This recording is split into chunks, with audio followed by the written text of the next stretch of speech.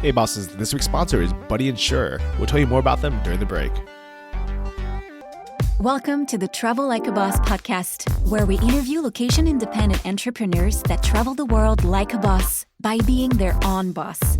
Here's your host, Johnny FD. Hey guys, this is Johnny and welcome to episode 255 of the Travel Like a Boss podcast. I'm here in Trincomalee, Sri Lanka with two of the first and maybe only Sri Lankan digital nomads, Shenelle and Shehaan. Welcome to the show. Hi. Hi. Thanks for having us. Thanks for having us, Johnny. Yeah, thank you guys so much for reaching out to me because it's been so cool meeting you two and hanging out.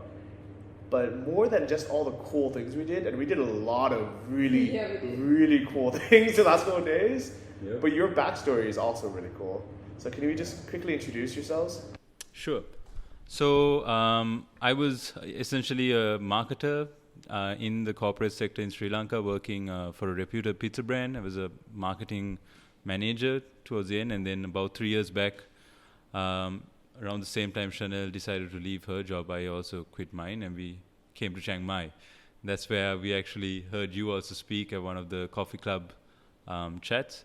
And that's also kind of the place we found ourselves and decided that we wanted to become digital nomads, location independent. Of course, it wasn't as easy as we thought it would be. But it started there, and since then we've been working freelance. We've been traveling quite a bit around Asia. And now we are back in Sri Lanka and trying to make it work from here. Very, very cool. And Shenelle, how did you get started? What was your background?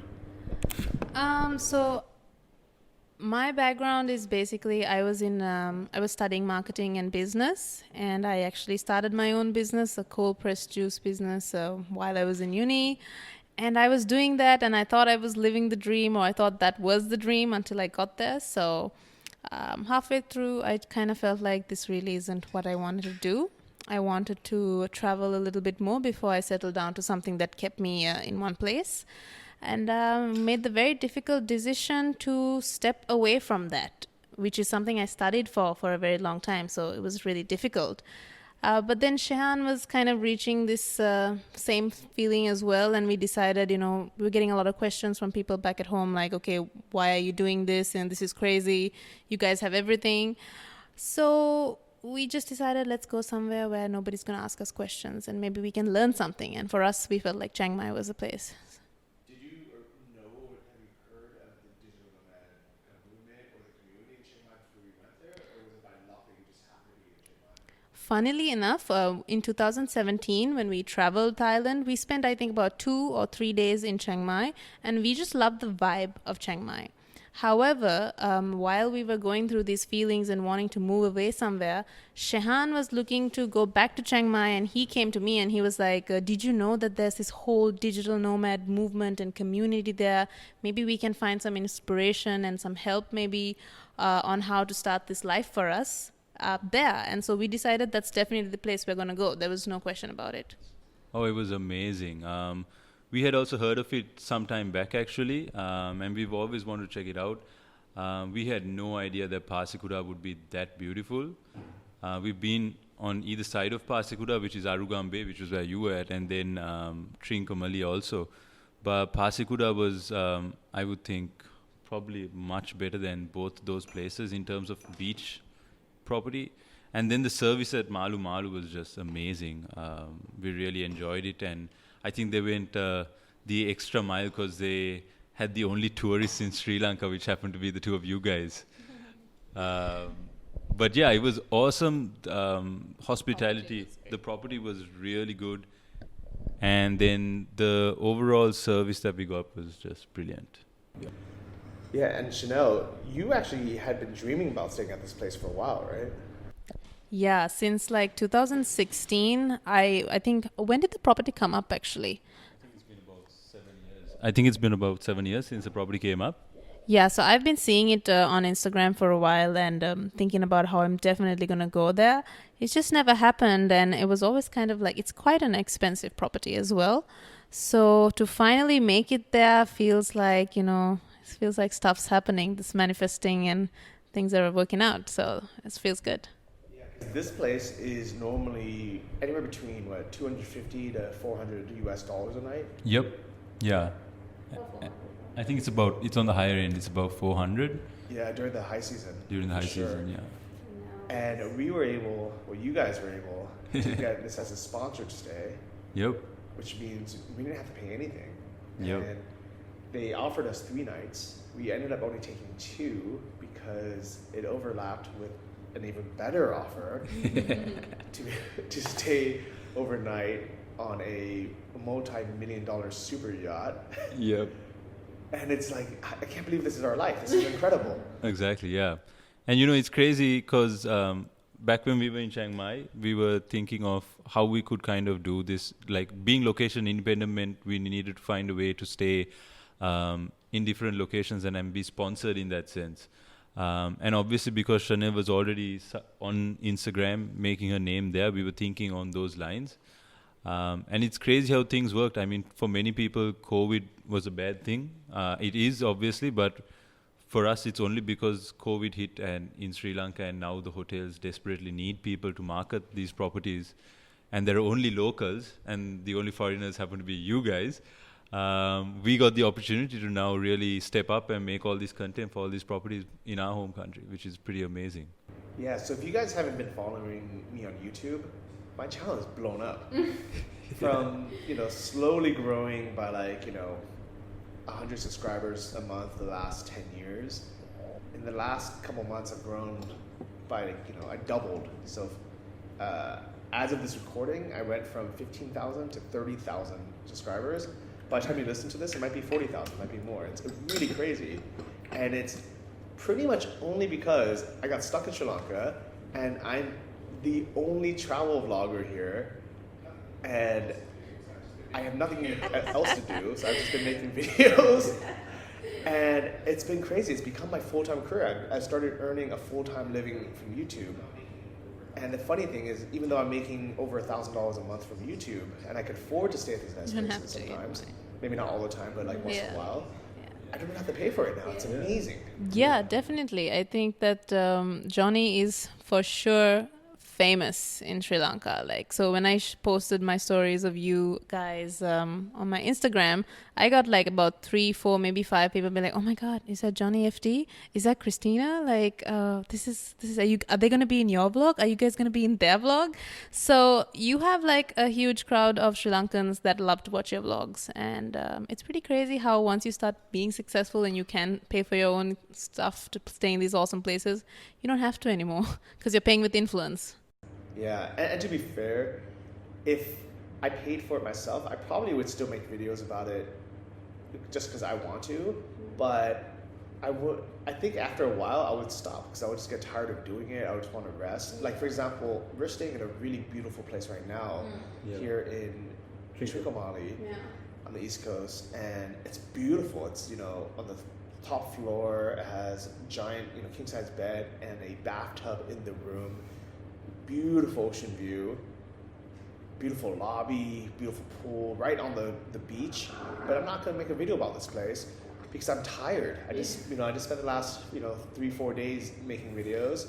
Yep. I'm going to stay here and I'm going to edit and upload those videos. Yeah. And these guys who aren't going to get a name mention because I don't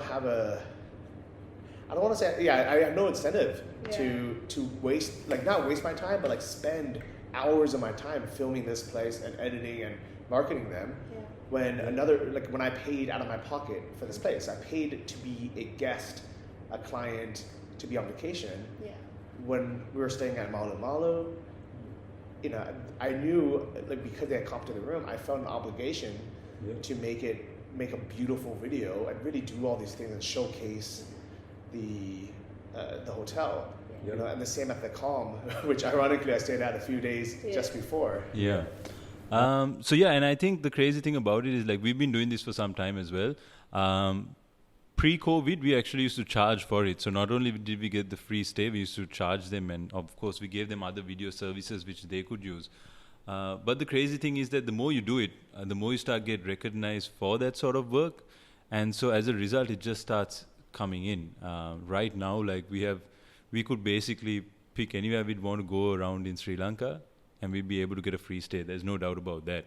But obviously, our campaign is slightly different. We want to showcase all of Sri Lanka, and rather than just go to all these properties, we're trying to do it in a way where we can showcase right around the country. But like you said, it is super tiring. I mean, it's a lot of work. You're up early morning. You need to make the most of it because people are basically, hiring you for a service. It's a barter that you're doing.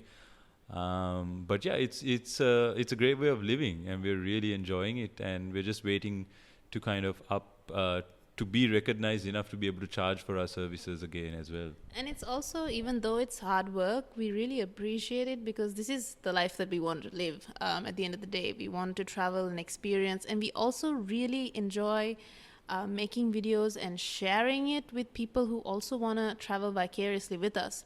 So for that reason, even though sometimes these stays are like really, it can be tiring. I know Johnny, we were up like at 5:30 every day to get sunrise shots and all these things. We really enjoy it because we have an audience who appreciates it, and that makes it totally worthwhile. It's totally worthwhile. Yeah, definitely. And the fact that you guys wake up at 5:30 or maybe 5 o'clock to get that 5:30 sunrise shot, it allows everyone around the world to experience that beauty, and then they can make the decision if they want to come to Sri Lanka or not, if they want to go to Pasakuta or not, and if they want to stay at a place like Malu Malu, and even if they want to wake up at 5:30 in the morning to get the sunrise, because if it wasn't that nice of a sunrise, they would just say, oh, you know what, I've seen it, I don't need to do it myself. But by showcasing what's possible, like the snorkeling spot we went to, all the cool things that we did there, it gives them a bucket list of things that they can do when they arrive. So it really is a win-win, not only for the hotel to get promotions, for us to get free stays at these amazing hotels that normally costs up to $400 a night. And it's a benefit to the viewer to either live vicariously and enjoy travel from home, especially if they're locked down and they can't travel, or to plan to travel as of where they want to go. Definitely, yeah. And I would think that also in terms of the viewer, the person trying to plan, like you say you're someone wanting to come to Sri Lanka and you want to plan a trip, by having all this content out now, you'll be able to look and identify exactly what it is you want to do. Previously, you just have to go by what other people said were the best places to go. Like, for example, we were all just talking about how the corals, I mean, people generally come to Trincomalee to go snorkeling. But actually, we found out that it was better in Pasakuta. We felt it was way better. And so, I mean, now this content is available for everyone when it's out there. So it actually makes the decision making a lot easier for someone actually planning to come and spend their money in the country. And in that way, you're doing a great service as well. So yeah, I would say win-win around 3 different ways. And of course, we're also including like all post-COVID measures that have been taken. So it's very relevant to post-COVID travel per se. So if anyone is looking to plan a trip or come to Sri Lanka in the upcoming time, you guys would know definitely what to expect. Yeah, and I feel so blessed to be able to do this. And I think it only happened because of this lockdown. If it wasn't for the fact that I got stuck in Sri Lanka, my YouTube channel would be just for fun still. And it is still for fun. I really, my goal is to only make videos I actually want to make videos about. Only stay in places I actually want to stay in anyways. And I try not to think of it as we got a free room or free food in exchange for marketing services.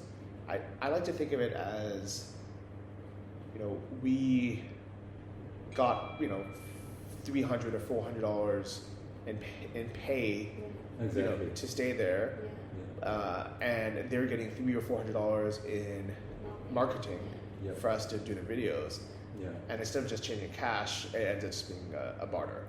Yeah. And I think the other interesting thing about it is so for us, we like to kind of create a story around the place we go to. So it's that exchange, as well as we also get the added advantage of being able to curate a story around a place or a destination that's essentially what we want to do. Like, you said you wanted to just do something fun. this is a way of actually you get that barter, but you also get to create the story the way you want. You don't necessarily have to follow. It's not like doing a commercial for someone where they say you need it done like this. We had the freedom. They didn't tell us what we needed to do or what we didn't have to do. We just went there and did it in our own independent styles, and that itself is really cool because like for us, we really want to talk about each of these destinations and share our story. This is just a way of financing it. So there's always that added advantage, which I think is the most important thing for us when we are creating content. Yeah, 100%. Because aside from that, it'd be, if we did it the other way, it'd be kind of selling our soul. Exactly. Having another corporate job, basically, having a boss telling us what to do, and this is a great life. I'm glad we got to celebrate on a super yacht today. The boss life, Johnny's boss life. Yacht life. Yacht life. Yeah, that was amazing. So we had identified this Sri Lanka sometime back, and we've been wanting to do some work with them and do this whole campaign. And then when COVID hit and we were starting to plan this revival campaign for Sri Lanka tourism, we knew that we had to show off the yachting experience around the island because very few people knew about it. And so we reached out to them this time around. And again, like you said, it's we're really blessed because, I mean, as bad as COVID is for everyone and the economy, it's only because of that they are now willing to talk to us and work with us rather than the industry giants who generally come down to the country. So yeah, we got that opportunity, and then I also, because we had been in touch before, I just pushed it on to them, and at the same time you were blowing up already on YouTube, so they had heard of Johnny FD. And so I pushed it to them and I said, look, why don't we get Johnny in as well? They essentially only wanted marketing content. They weren't really looking for influencer endorsements or any of that. But since it was anyways happening, it made perfect sense for them to capitalize and get more reach whilst creating this content also. So yeah, it was a win-win. And I'm pretty excited. We got some amazing shots. We had an amazing stay.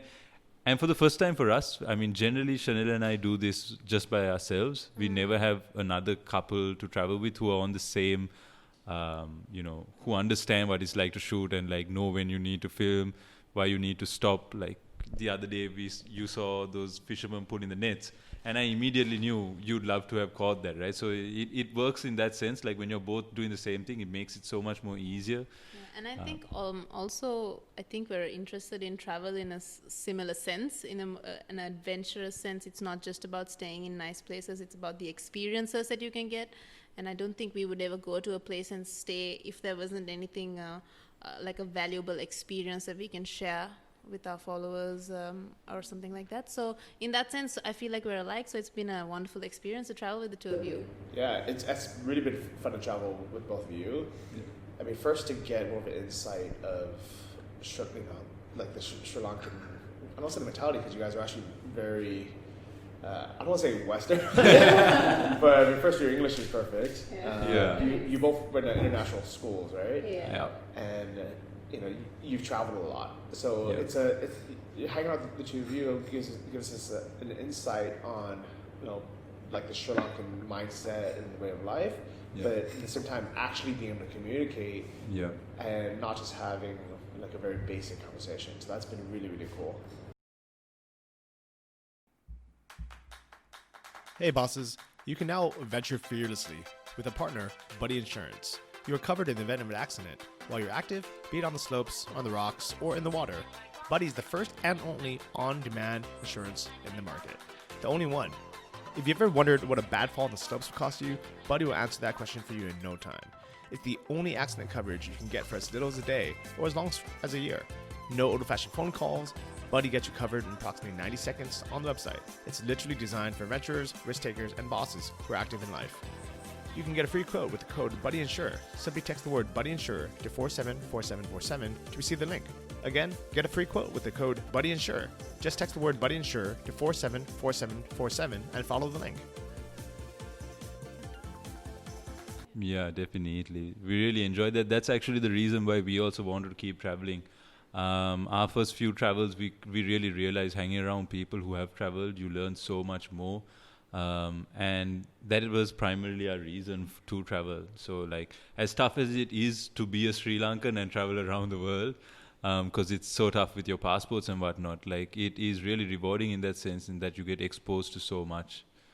If anyone listening to this ever complains about visas being difficult, Yeah, we've got it worse, guys. Trust me. There's pretty much like 31 countries that we can go to without. It sounds like a lot, but actually, I would say about more than half of the 31 countries fall in one continent, which is Africa, and the rest of it is a few Caribbean countries, and that's basically it. We do get to go to Singapore and Indonesia without any visa, which is very nice because we did Bali and Java and stuff last year. But it is quite limited, and we do have to give a lot of paperwork, etc., a lot of pre-planning. It is difficult to travel continuously.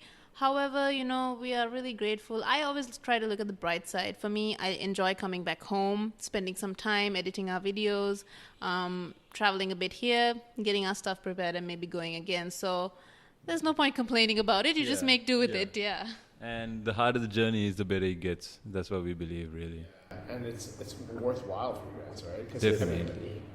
Being, living this lifestyle, being a digital nomad, being a traveler, it's not common in Sri Lankan culture, right? We're considered failures right now. No, not anymore, actually. No, we're not considered failures. But initially, when we started out on this life, I would say the life that we were living before we decided to do this was what was the norm, was what people would believe our two young, successful people in Colombo would be doing. Be a brand manager at a reputable business or have your own startup. Those are like, you're living a good life. You've got it going good for you. And then suddenly to drop it like a hot cake and then just be like, I'm going to run off to this unheard of place in Thailand and spend 1 month there. People thought we lost our minds. And I think a few of our friends definitely thought that they couldn't understand us anymore.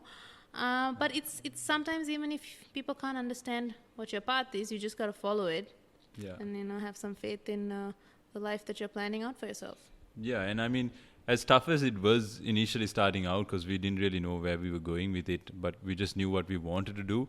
Now it's starting to be really rewarding in the sense that we're starting to see really great response. And at the end of the day, like you said, you get satisfaction in knowing that the work that you're doing is providing value to people.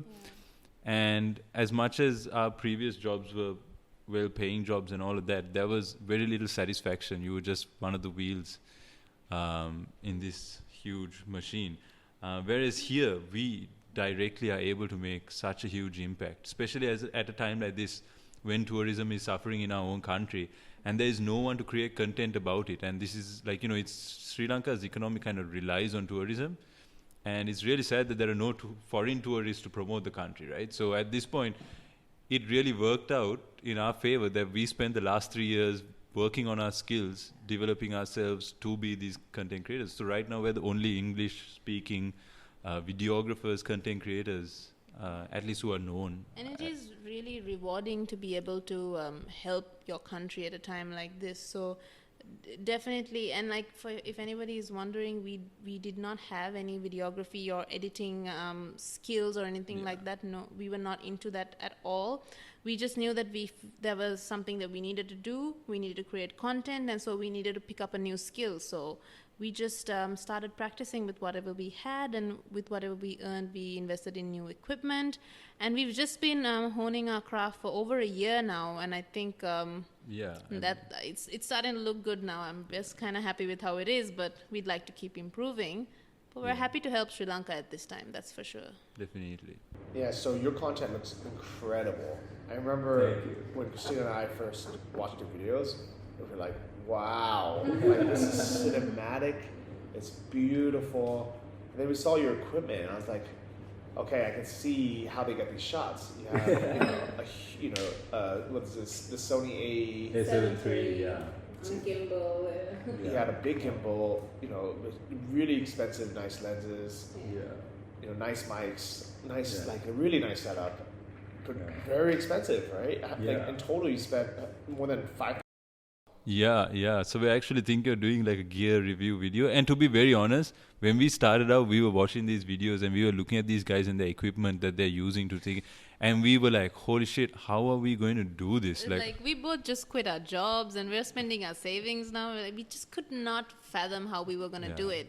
But it just works out when you keep. It's amazing. Like she said, it's only been a year, and that's all stuff that we've been able to create content.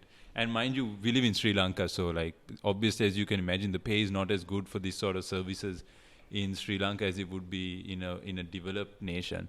So, but we were still able to do it. We were able to live. We were able to save up enough to buy the equipment, and we felt it absolutely necessary to. I mean, your style is amazing, and it's really eye-opening to see what you could do with your phone and how you can make it work. I mean, we started with my iPhone as well. We were filming from my phone in the beginning. Till we got a camera to film on. So. Yeah, but we also noticed that like being Sri Lankan is going to be hard to get internationally, like to be called up and be offered promotional stuff internationally, which is why we decided we wanted to have a different skill set to also offer, which was to offer promotional video content. So not just like the vlogs and stuff, but we do like commercial work now. And that's kind of why we invested in all this gear and decided we want to work on those lines so that whatever happens, we can always barter an additional skill, like, a service that they'd be interested in. Everyone needs to pay to create video content today. And what we figured was, let's also get in on that and be able to offer that with Shenelle's influence and her audience as well. And that audience is only growing. So over time, I think it should pay off. It should be really good. Yeah, it was actually really smart the way that you guys done it. So if you guys check out their channel, it's Shenelle Rodriguez. We'll link it in the show notes. Or Sheneller. Rodrigo. Yeah. Rodrigo. Yeah. Okay, sorry. I was like, you sound Cuban or something. That's Portuguese influence. Yeah. But yeah, we'll link it in the show notes. But watch one of the videos, and you'll be blown away on how good this quality is. And they're the perfect mix, because Shenelle actually works as a model as well. You're picked for Vogue for. Tell us about that. So I've been a model since I was 16, and I'm 26 now. So that's like 10 years in the Sri Lankan industry. But in 2016, Vogue India was looking for a model to represent Sri Lanka because they were doing a 9th anniversary cover issue where they wanted to get a girl each from Sri Lanka, Maldives, a model basically. They wanted a model from the Maldives, Sri Lanka, India, Pakistan, Bangladesh, and Nepal. Because the theme was beauty in diversity, about how we are all around India and we are all from that same like subcontinent, but we all have like different looks and the beauty that is there in diversity. So a lot of model agencies and a lot of models in Sri Lanka applied for it, including my agent, and she sent my pictures in, and they picked my picture, and they said, we want this girl. So I was really, really ecstatic, and of course, it was Vogue India is a pretty big deal for Sri Lankans, and I think Vogue is a pretty big deal for anyone. And you're the first Sri Lankan to be. Yes, I couldn't believe it, but I am the first Sri Lankan to be on a Vogue cover. In general, and of course Vogue India. So it was very, very humbling, and I was very happy to take that.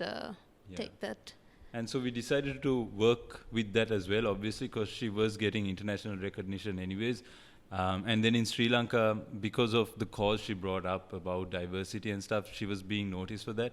And so we figured, it makes total sense now that we do video work. Property is definitely going to be more interested in having a model, an actual model, a Vogue model for that, come and show off their property and create content with a Vogue model. Like if you are in a hotel, a 5-star resort trying to do a campaign with a Vogue model, you'd be spending so much to have a separate video team, a separate creative agency, and a separate model that you'd have to be paying for separately. Here we decided, look, we can do that whole package. And so essentially we're a 2-man team that kind of does all of that for properties. Yeah, so Shehaan is the behind the scenes, basically the ultimate Instagram boyfriend. Level 1000. Yeah, taking amazing shots, not only on the camera, but also on the drone. Yeah. And doing the editing. So really... I'm not the editor though, Shenelle is the editor. Oh really? Yeah. You do all the editing? I'm the editor. Wow. Good job. So we've split up our responsibilities quite well, I think, and it's great. We make a good team. Yeah, we can't do it without each other. Like we've tried doing it like that. Yeah. And we're always lacking on some part of it, and we realize it's always when we work together that We bring out the best in each other. That's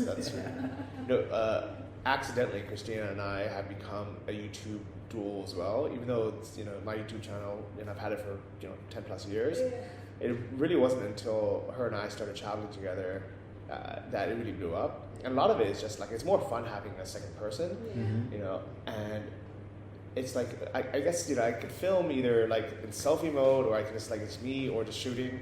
But like just even having like her walk in front or like doing something, it just makes it more interesting. Where I can hand her the camera, then she can film me for a little bit, and then what she brought to my videos were a lot of like kind of the beautiful, creative, like B-roll stuff. Yeah. Where I used to never film that stuff because I'm not really like an artist guy. I just get to the point, right? Exactly. And if I want to show somewhere beautiful, I'll just like wide angle. Here you go. Look, it's beautiful. But she'll pan and like kind of like slowly like zoom, like show like the details of everything. And I remember when I was editing one of my videos, I was like, and I normally just dump all of it onto iMovie and just like chop it up and throw it. And I was like, what is all this random footage? And I was like, I didn't take any of this. And I realized that Christina had taken my phone and she was just like making like videos of like the waves or the puddles of water and the sun and really beautiful stuff that I started incorporating now. So it's really leveled up my content as well. Exactly. And the other thing we don't realize when you're doing this sort of content is that, just like you said, so like Shenelle being the editor, she would make it very in her style, which would generally appeal to more females. But then when I bring in my touch to it, we also bring in that little aspect that would approach the males.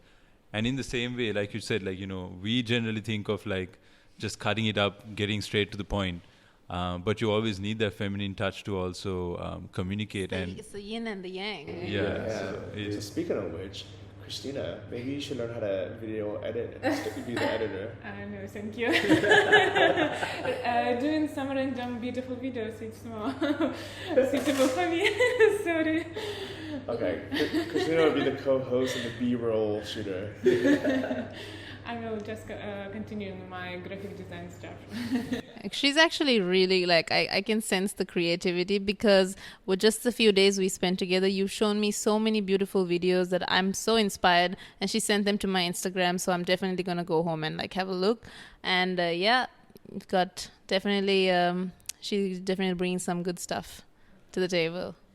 So one of the reasons why we don't I don't share Christina's Instagram in the videos or link to her stuff is mainly because she doesn't want a bunch of random Lankan dudes or Indians following her. How do you cope with that? Because I'm sure you get some messages like, hi, hello, hey, hi, well, how? I'll tell you, right? So it's funny that you should mention that I have a very specific rule. Whenever somebody sends me a message request and says just hi, I just delete it immediately because it's a waste of my time, and I know it's nothing of any value, whereas there are some people, random people, who do send me messages straight up and say, hey, I need to ask you something, or hey, I wanted to tell you something, which is fine. I am open to talking to strangers and helping each other out because I've made wonderful relationships, friendships on Instagram, and it's been great. But the moment somebody sends me a message and just says, hey, it's delete. And sometimes if they keep coming back, you just block them.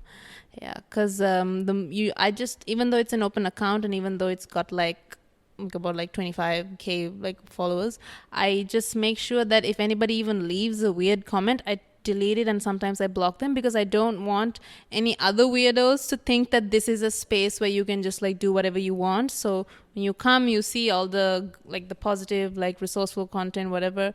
You don't see anything weird, and then the other weirdos are not encouraged. Yeah, that's smart. I mean, sometimes on my YouTube channel, I kind of don't mind the controversy because that starts conversations and people start talking to each other. For example, this morning's video that released is fresh chicken, and it's about how, you know, going to like local butcher and having him literally grab a chicken, chop its head off, and butcher it.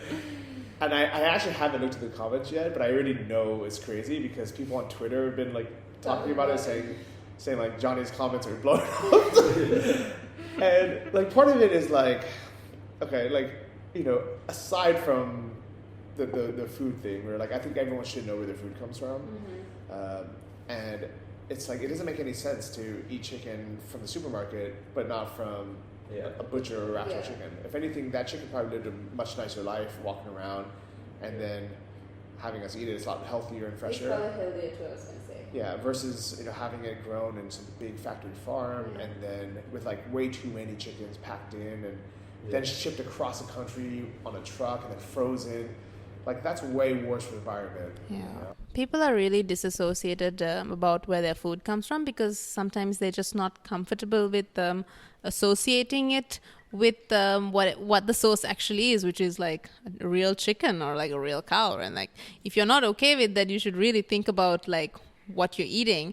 But if you are eating meat, you need to be okay with that. Like it's and you can't be, if you're disassociated with it and having like a tough time digesting, you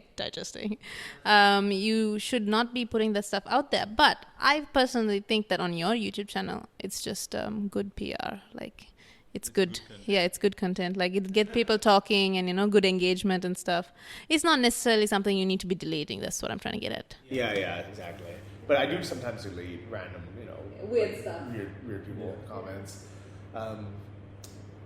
But most of my comments on YouTube, especially from the Sri Lankans, are so overwhelmingly supportive and kind and thankful.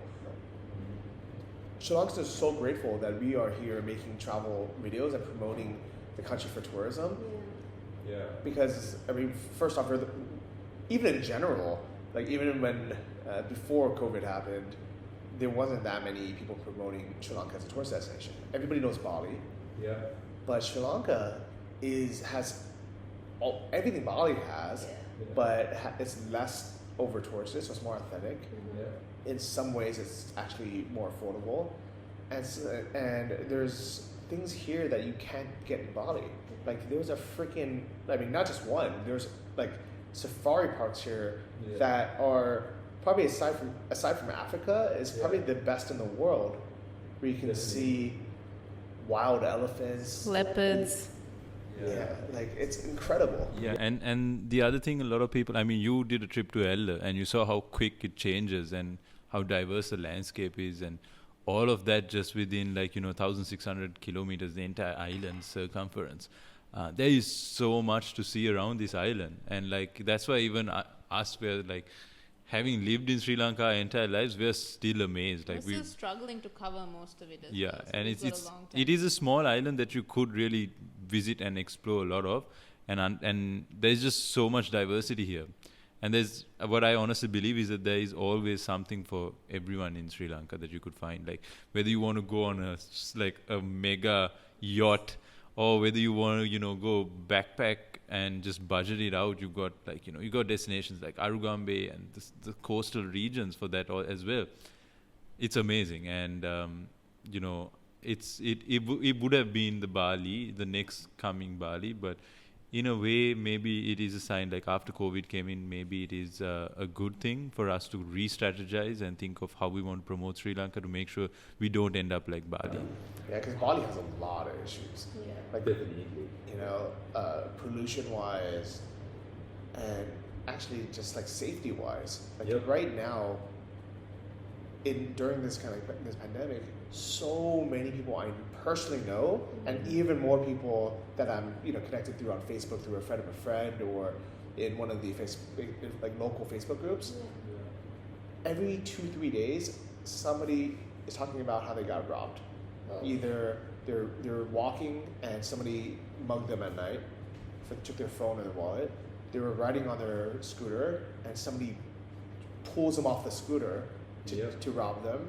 And if they weren't wearing a helmet, they'll crack their head open. People's villas getting broken into, people's apartments getting broken into, all their camera gear getting stolen. I have a friend that he has as much gear as you or more, and that's his job. He's a professional photographer and he does amazing work. Yeah. And his place got broken into, and they took everything. Crazy. And the worst part of Bali is when bad things happen, the locals get really mad if you tell the world about it or even talk about it, because they don't want any damage to their reputation. Yeah. So they immediately blame the victim and hush them. Yeah. So in the comment section, when he posted it, and he posted it in a very nice way, and he's like, hey guys, just to let you know, this is happening, be extra safe with the things. Yeah, yeah. And in the comment section, people were saying, what, if you can afford a villa, why don't you have a private security guard? If you, like, oh, if you can afford this camera gear, just buy another set. Yeah. And like, if you're a foreigner, if you weren't in Bali, this wouldn't have happened. That's terrible. Or someone else is saying like, don't you know, locals are starving to death right now, so this is out of desperation. And then I'm like, God, like first, no one's starving in Bali because the fruit grows everywhere. Yeah. And you don't need, to steal $8,000 worth of camera gear to feed your family. Yeah. Like it's like a really insane thing. Meanwhile, in Sri Lanka, during this exact same pandemic, Yeah.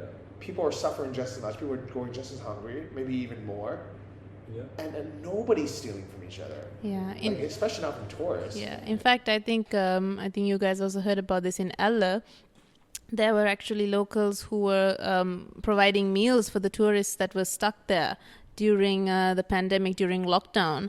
And I thought that was such a wonderful thing. It is somewhat a Sri Lankan thing to do. We do have like Poya days, which is like a public holiday, a Buddhist holiday where they do give out like free meals, etc., to anybody that passes by. So giving and feeding is like definitely in the Sri Lankan culture, and I think that's where you have experienced something like that as well. But I mean, make no mistake, I feel like even Bali, from what I've heard, Bali was an island like that, very caring, very friendly people back in the day. But then tourism comes in, and this is the dark side of tourism. When everyone is so heavily reliant on tourism, they tend to lose their soul because all they're thinking about is selling and making a buck for the day. And that's what Sri Lanka might have been like if it continued to grow, because Sri Lanka was becoming very popular. One of my friends in Australia was saying that every time you walk by like this, the post office or wherever it is that they have this you see like Sri Lanka postcards. Everything is about Sri Lanka. So yeah. And so that's why we also like, as much as we want to create content, we also want to bring that awareness. We want to talk about these issues. We actually did this video, which unfortunately we couldn't release because COVID came out. But we wanted to compare the differences between Bali and Sri Lanka and what we should take from it and learn to make sure we don't go down that path. But I mean, no doubt, if Sri Lanka had that many tourists and the entire economy was reliant on tourists to that level, and then the people were getting like that, and then if tourism just stopped overnight, you can't say that wouldn't happen. It's a sad reality, but it would happen. We're just really glad that our people are still not that at that level, and that a lot of these cultural values are still instilled and are not. So it's a great time to visit if you're wondering. Like it's like not to promote my own country so heavily, but it's like visiting an undiscovered gem. It's like visiting Bali from like maybe 30 years ago. Yeah. We're not really sure how it's going to be in the future, but right now is a really good time to experience it. Yeah, 100%. And it is kind of a weird conundrum because on one hand, I want to promote tourism to Bali because it helps the country and they want us to promote it. They're really excited. Like people are really grateful and happy to do so. But at the same time, if it grows too much or too fast and they don't have a plan in place for the future on how to limit, for example, limit destruction on the ocean, or just the content, or like mega buses everywhere, things like that, then it'll mess it up. And then, then is a solution to just find the next Sri Lanka that maybe no one's heard of. Maybe we'll all start going to Pakistan instead. Yeah. So I don't know. I definitely understand what you're saying there. Yeah, and to be honest, what we've noticed, I mean, just in our very small, rather Shenelle's audience, and like how we put our content out, we always try to touch on those facts on those pointers to kind of bring that little bit of awareness, because at the end of the day, you bring that awareness to even 10 people. When they travel, they are going to be mindful of it. Like that's kind of how this whole no plastic trend has come about in Sri Lanka, and it's growing really fast. In the same way, like today we were whale watching and we saw how these boats were all like, coming around the whales. And so we made it a point straight away up in our vlog to be like, look, this is what's happening. Imagine what happens when there are 2-3 million tourists coming into the island. Imagine how many boats are going to be surrounding these whales. We're going to lose these whales. And so we bring that and we say, look, it's actually at the end of the day, it's your choice. The end consumer. Right? The end consumer's choice when you travel to be responsible. And just because the boatman says, oh, we can go right up to the whale, we should know to not do that. And at the end of the day, that comes through the awareness that you create. If you have 50 travel bloggers, influencers saying the same message, most likely those people who come to Sri Lanka who have consumed their content are going to follow those rules. And I think that's the great thing about being able to live here and see the problems that we have with tourism and be able to also promote tourism through our vlogs, is that we get to promote it while combating certain issues like this. And hopefully the people who do see our videos will have a better outlook on how to handle it when they come to Sri Lanka. So that's definitely also a plus point in what we're doing. So I definitely agree on all that. One interesting thing about your YouTube channel is the quality of videos is so high, and your subscriber count is so low. It's so unfair, and it's such a shame. You're not the first person to say that. We've got a few comments like saying the same thing. Yeah, and it's like an uphill battle. Yeah, I think, it's partly our fault, because even though we did start this journey like about 2 years ago, and we did our first series around Sri Lanka, This is Sri Lanka, in 2019, post-Easter attack, which we got a great response for. However, it was at that time that Shehaan and I had started creating content. It was at that time where I was teaching myself to edit, and it was a bit of a battle to get videos up weekly because I still wanted to make videos of that quality, to edit at that quality. So our videos were not consistent even during that series, and then once we finished, we kind of went silent for a little while on YouTube. And it was after we went to Bali and we had our videos on Bali ready to upload, we decided this time we are going to make this content and be consistent. So we had a 6 video buffer, we created more content, and so since March 16th, was it March 16th? Yeah. It was March 16th. Actually, it's the day that Colombo went into a lockdown, and we were like, oh shit, do we continue to do this? And Shehaan was like, let's just go. We can't, we just have to go ahead with it. We hoped that our Bali content would help people get their minds off all this COVID stuff that was going. It was very intense at that time. We hope that it would help people kind of escape from that. So it didn't go as viral as we had hoped, but I think it helped a lot of people. It helped us be consistent. So since then, we've been very consistent, and we've seen a continuous growth. And so we are going to keep doing this. And I think I'm very positive about how it's growing, though.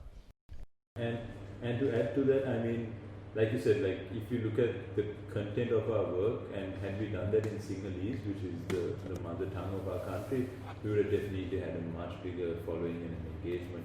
But it's the fact that we want to be talking to the international market. And imagine telling someone a travel influencer from Sri Lanka. They first ask you, where is Sri Lanka, right? So that's the battle we're obviously fighting.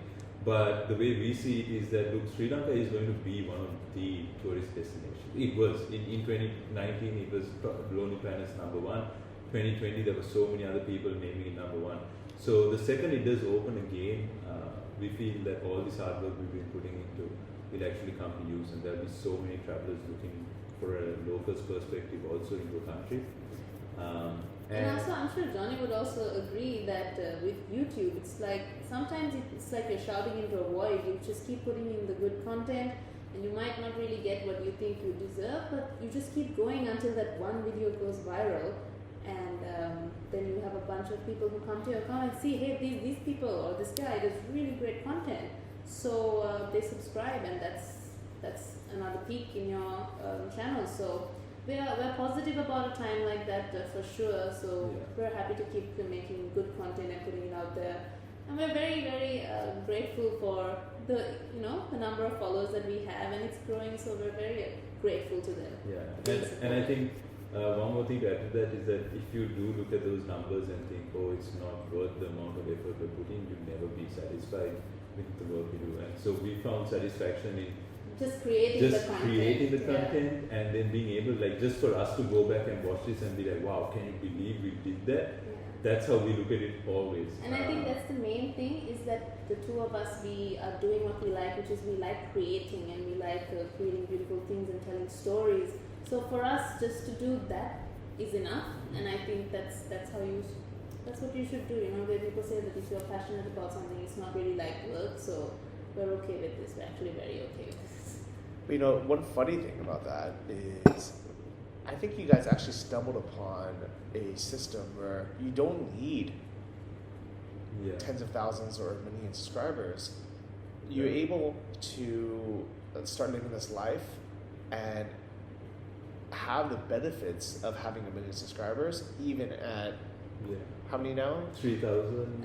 3,500. Yeah, even at 3,500, there's like very few, if any, YouTubers with less than 20, 30, 40, 50, 100,000 subscribers can even get sponsored stays at hotels. Exactly. But the fact is, like, when I looked at your channel, I was basically saying, like, oh, look, like, if this is the way I would pitch it, I would just say, look, we are a production house with an in-house host who is also a former Vogue model. Yeah. And we will make you in-house promos for your brand, whether it's your product or your hotel or your service or your mega yacht. And here's some examples of our work, and you can watch our YouTube channel. This is just our side kind of hobby to help us stay creative and try out new ideas. But here's also our portfolio of the actual brand work that we've done. And I think even if you never grew your subscribers again, you can continue not only getting sponsored stays and just, doing all these cool experiences, but you can as you build your portfolio and you market better, and more brands continue to work with you for a second, third, fourth time, you can start charging more and more money and just making all your money from that. You never have to make a dime from. So right now, that's how we look at it. That's actually how we fund ourselves right now. It's actually, we work with these brands and we charge them for our services. Like, for example, the yacht we were on today, they've not had a single influencer on board because they never saw it worthy of having an influencer. But it's only because of our skills and of our ability to make this content That's basically what they told you, right? They want content. They just wanted the content, right? And that just goes to show there are Sri Lankan influencers and vloggers and YouTubers who have hundreds and thousands of subscribers, but none of them speaking to the audience we speak to, and none of them creating the content we create. And so it's definitely an advantage, and that's why we don't really care too much about the subscribers. Obviously, it would be amazing to get to that point, where you're really earning off YouTube also.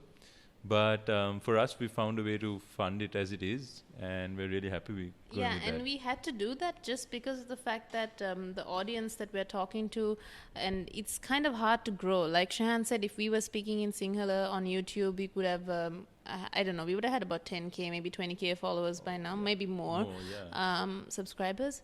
But we are trying to we are Sri Lankan influencers trying to talk to the tourists or travelers that are coming into our country. And sometimes, we're battling against the algorithm. It's a little difficult. It's a slow growth. So we definitely had to find a way to fund ourselves in the meantime. Yeah. So that's, it's fine. And it's worked out. Yeah, it's really worked out. From the way we look at it, we'd have it no other way, because we wouldn't be comfortable doing it in Sinhalese. And here we get to do it at our own pace, the way we want it, to our own style. And we're able to charge for it, in addition to also put it up on YouTube and give our audience something great. Yeah, that's amazing. And this really just shows that there's so many ways to do something. Usually when someone asks me, Johnny, should I make my channel or my blog or my content in my local language, or should I do it in English and reach the American market? My first question is always, what language are you more comfortable in? Where are you more natural? Which one do you enjoy speaking in more? Exactly. Because there is a huge market in local languages, and if anything, it's way easier. If you guys, did it in Sinhalese, or someone here did it in Tamil, they would have so little competition, and they would have 100,000 subscribers easily. Yeah. But then it'd be hard to grow outside of the country and do other things. Yeah. But at the same time, it is kind of like the easiest niche, easiest shortcut, and you can be very successful. You can earn enough money, live a happy life here. Yeah. But it's you guys are. I mean, you speak English not only to us, but to each other, to your parents. Yeah. So it's like Kind of like us as language. Yeah, and like you said, the way we always look at what we're doing is, it's more than anything, it's not about being successful, it's not about making money on it, it's about creating an impact. And the way we see it, we'll be able to create far greater impact doing it in English, speaking to the world, rather than doing it in Sinhala and just speaking to 18 million Sri Lankans. So that, at the end of the day, is the reason why we keep going, and we have to keep doing things and upping our game to get to that. Because at the end of the day, doing something impactful is way more satisfactory to us than everything else that comes along with that. And as long as you do create impact, then everything else will follow. That's what we believe. And like what Johnny said, we are more comfortable speaking in English. Then if we were to speak in Sinhala, we might actually not be so well received, maybe. I think that English is definitely what we're more comfortable with. So it really works out that we can make an impact as well. So let's try. Let's try to describe what we did today in our local language, our second language, I guess. So mine would be Mandarin. Okay. 我们今天上好大一个船，看到 whale, dolphin. I don't even know how to say these words. Okay. Go. You go, because you're terrible at it. Okay, so ada api yacht එකක ගියා. You gotta say yacht in Sinhala. Yeah, I don't know what yacht is in Sinhala. And api yacht එකක video එකක් හැදුවා අපි ජොනිත් එක්ක. Video එකක් හැදුවේ. Yeah, exactly, right. See, it'd be so awkward and hard, and nobody would like it. And the best part is I studied in English, so Sinhala was a second language, but I did speak in Sinhala with my mom at home. Shehaan didn't even do that. But the thing is, Shehaan studied in Sinhala for a little while, right? Yeah. You did, and you still can't find the word for video in Sinhala. Yeah. You're thinking? no, yeah, that's because there is a lot of, that's the other crazy thing about Sri Lanka, is that people don't realize that there is a huge community of people here who are, brought up under the British education system. So there are so many people who speak English only in their households. English as a first language. And so naturally, when you don't practice your second language, then you kind of lose touch. And in the corporate world and in the line of work we do, we only speak in English. And also, specifically, it's because we're from Colombo, and we grew up and went to schools in Colombo, and because of that whole, and in Colombo, you know that you have to speak English and you communicate in English if you want to have a good job, you want to go abroad. Most people who do grow up in that environment, their goal is to go abroad for university, maybe even live abroad eventually, work abroad. So English is actually considered a tool that you should have in your skill set that opens a lot more doors for you. So we're actually quite privileged to speak English at home, and it's a very natural thing for us. So that all comes from being in Colombo. And I think when you're a traveler, you don't necessarily see a lot of people because you don't spend a lot of time in Colombo, right? Yeah. I'm looking forward to spending a few days to check it out, but literally every single person I've met who has come to Sri Lanka has said, skip Colombo, and just go straight to the south or the east. Yeah, so that's where a lot of I think that's where a lot of people like us would be living and working. And if you were to spend time in Colombo, you realize that most people you interact with speak very well in English. So yeah, there's a whole community that gets skipped out on and you don't experience. But that's what I know, that a lot of people are surprised that we speak English quite well. But we are a colonized country at the end of the day. We were colonized, yeah. And there are a lot of people who speak just as good English, if not better English than us. And you guys said that there are people who speak Portuguese in Batticaloa, like just they still have some remnants of Portuguese in Sri Lanka. So it's a melting pot, which is what makes Sri Lanka special. Yeah, Sri Lanka really is special. If you guys want to see more of Sri Lanka, check out both of our YouTube channels. Mine is Johnny FD, and yours is Shenelle Rodrigo. Yeah. Sheneller. I'm changing it to Shenelle soon, yeah, for sure. Which is actually Shenelle R, but Sheneller sounds cool. Yeah. I'm really glad that you think it's cool, because I think it's cool too. But I was just wondering whether it might be difficult for someone who's not Sri Lankan or to like understand what it is. But since you said that, like, that is pretty cool, and that you get it, both of you said so. We liked it a lot when we saw it. And it's short, and it's not like a real word. Yeah. The spelling of Shenelle is not like Shenelle number 5. So you're lucky that it's available on Instagram. It's probably going to be available on YouTube. It's available all these places. So you're very lucky. Yeah. So by the time you guys come, it might be Sheneller. Just type Shenelle Rodrigo just in case. Yeah. Yeah, I do. Mine is more of an experimental channel. So, like I said, for us, it's always about impact and doing something good. With my channel, I just opened it up actually just to learn to edit first of all, and then also to experiment on a few projects that I wanted to do. So I'm actually wearing one of them. It says It's Well a Beach. It was a project which I started to clean up the beach close to my house. It started on Instagram. I was able to get industry leaders to come to the beach and clean up with me, and we were discussing issues as to why these certain industries are polluting. Yeah, it's a talk show, and so we did so many different things, and through that, I interviewed like some of the most prominent personalities in the country just on my tiny YouTube channel. You have even less subscribers than her. Yeah, I just have like 200. But I never did it with the intention of growing followers. I just did it just to create this content that I knew would be of importance, of value to someone similar to me.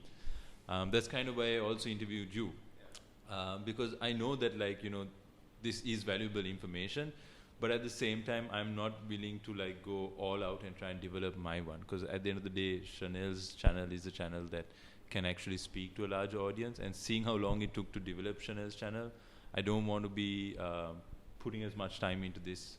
We'd rather focus on one. But I genuinely believe that that what you do on your channel is really special, and that you should spend time focusing on growing your account as well, because you will be speaking to a totally different audience, and you give out a lot of important information that I don't give out on my channel, because mine has certain limitations of travel, and it's kind of I do still share a lot of stuff that is personally about me and modeling and things like that. So there are stuff that so many great ideas that you have, and so many great skills, and so many things interviewing really amazing people that I can't put on my channel. Yeah, because we were talking about it earlier, and I asked where you're going to publish our interview, and you said, it makes sense to publish it on Shenelle's channel. Yeah. And I was like, even though it would be nice for me because more people would see it, I don't think it's a good move. I think the digital nomad stuff, the work from paradise thing that you're doing makes a lot more sense on your channel. Yep. And it's going to be tough to grow, for sure, right?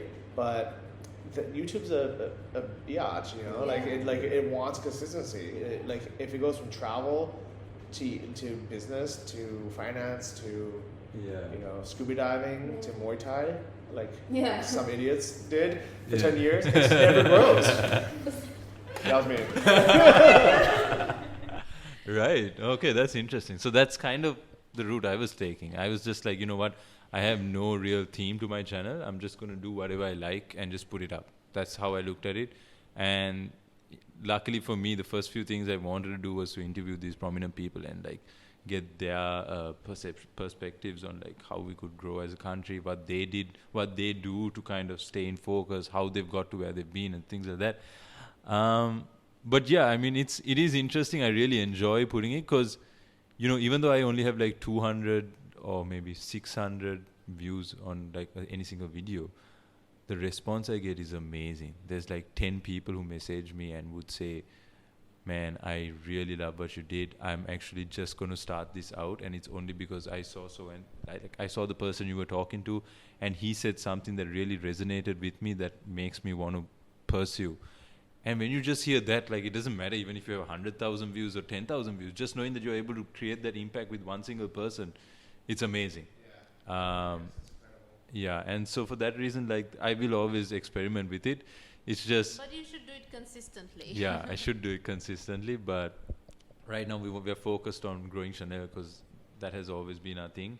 But I will hopefully, as we get better and as we get more effective. And I think these last 4 days spending time with you, Johnny, we've kind of understood how like the processes you put in place is so important. I mean, and sometimes for your channel, what I'm trying to say is that look at Johnny, right? He just flips out his phone and he gets the content just in time. By the time we get like our camera and our mic on, he's already got the shot. So it doesn't have to be like the high quality work that we put in for this. Sometimes I feel like the message that you have to send can be just very simple, filmed very simply, and you just get it out there for people to hear. So that kind of content is easier to make as well. So I feel like, just simplify the process and get it out there. I feel like you have a really good audience that you can reach out to as well. I love it. Well, what I really love is just bouncing ideas off each other, meeting each other, seeing each other's styles. YouTube inspired me to make slightly more beautiful videos. That's amazing coming from you, Johnny. Yeah. You've inspired me so much at the start of our freelancing career. It's really amazing to hear you just say that right now. Guys, let's be honest, okay? Shehaan is a total fanboy. Like, he was so excited to meet Johnny. Not just me. When Johnny came to Sri Lanka, he was excited. Shit, he was Johnny's like, oh my God, Shenelle, this guy from Chiang Mai that I went to, he's like Mr. Chiang Mai, he's here. And I was like, okay, cool, like, that's really great. Then I saw the Porsche video, and then he was like, we got to meet Johnny, like, I really want to talk to him. I feel like we'll have a good connection. So that's why he reached out to you. So he's that's cool. And I'm so glad you guys did, because first off, like, just as friends, even if we didn't do any of this other cool stuff, it would have been fun to hang out anyways. Yeah. But the fact that we got to hang out at these amazing resorts, and when I say 4-star, it's probably only 4-star because the number of rooms they have puts it at the 4-star category. Yes. But it's probably it's literally a boutique 5-star hotel. It looks like where my sister stayed for her honeymoon in Bora Bora that she spent $1,000 a night on.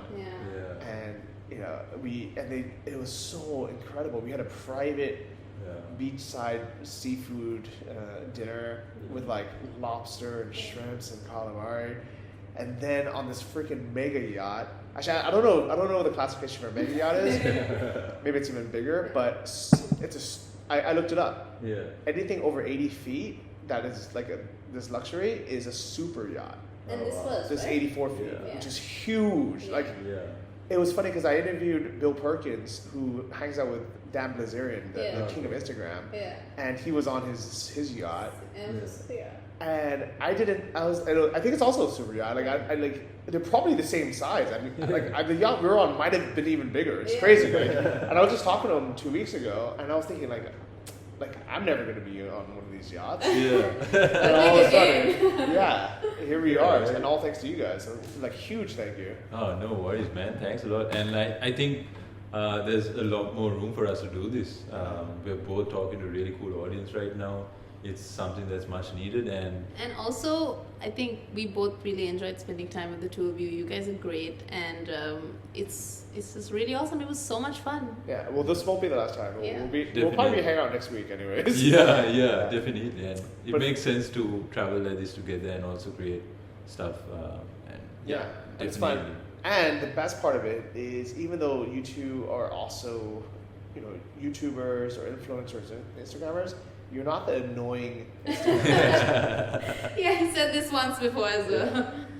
I've traveled with other bloggers or vloggers or Instagrammers, they don't enjoy the moment at all. They're just the whole time just trying to get, you know, those as many of those shots as they can. Yeah. And then like it almost seems like they're not even enjoying themselves when the camera's not on. It's like they're unhappy, just like stress. Camera's on and they take some shots. Then unhappy, stress, and just rushing. They're like, okay, we have 10 minutes at this waterfall. Let's get the shots and leave, you know? Yeah. And it's like, for us, it's so nice where, you know, we'll pick up the camera to do, you know, the 30 seconds or 2 minutes worth of you know, shots we need or video. And then we'll put it down for half an hour and just hang out, have a tea, you know, like look at things and like enjoy life, have a conversation. And then if something cool comes up, we'll take a few photos and then put it back away.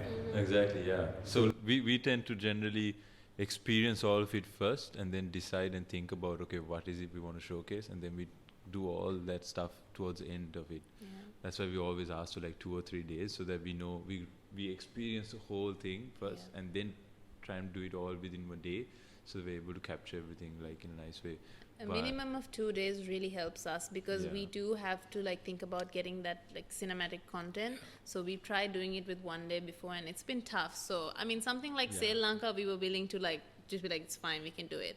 But I think we've spoken about this before. Yeah, and like we were that couple you were talking about. Like when we were in Bali, we were like that because like we were in one place only on like 2 days, so we had no choice but to try and capture all these things, and so we were rushing from place to place. We wanted to make the most of this like 1 month Bali trip, but here in Sri Lanka it's different because we definitely want to take our time, and we learned from that trip, and we were like, look, this is great and these opportunities are great, but we need to also like enjoy the moment, the present moment, and we've definitely been practicing doing that more. Yeah, and I think that'll show in the content too.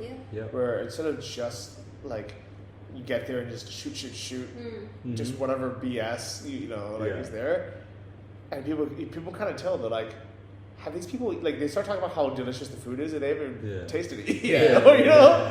It's like, or you know, they talk about like, oh yeah, but blah blah blah. It's like by us actually experiencing it and living it, I think it's such better, useful, genuine content for someone to make an informed decision if they want to travel there or not. You know, when someone watches our Passacuda videos, like they'll be able to see that we spent a few days there and we really took our time enjoying it, and then talking about it from a point of view of not just a quick, you know, influencer tourist, but someone who really thought about it and you know and enjoyed it and experienced it, right? Yeah. Like actually take it in. Like that's the amazing thing about it. Yeah, and also being able to compare it to other countries and other places, because you know, there's also a lot of influencers who have never even been to the other places. Yeah. So they can't we've both been to Bali now, so we can very honestly compare it against Bali versus someone who's never been to Sri Lanka, and they say how Bali's the best place in the world. Like, how do you know that? You haven't been anywhere else. Yeah, true. That's true. Yeah. So it's been fun. Fun fact, these two, we're on the East Coast right now in Trincomalee. Yeah. And these two, and this is the far east, like imagine like Florida. And they are driving back to Colombo, which is the far west. 6 hours. Yeah, 6+ hours. So I know you have a long day ahead of you, but thank you so much for these last couple of days and also for coming on the show. Thanks for having us. Yeah, thanks a lot, Johnny. Wishing you all the very best and really looking forward to seeing you guys again. Yeah, look forward to hanging out as well. See you guys. See you. Cheers. Bye. Thank you for listening to the Travel Like a Boss podcast. If you want to hear more, including the bonus How to Choose the Perfect Niche episode, join our mailing list at travellikeabosspodcast.com. See you next week, and remember, if you want to travel like a boss, you need to be your own boss. So start your online business today and start living the lifestyle you've always dreamed of.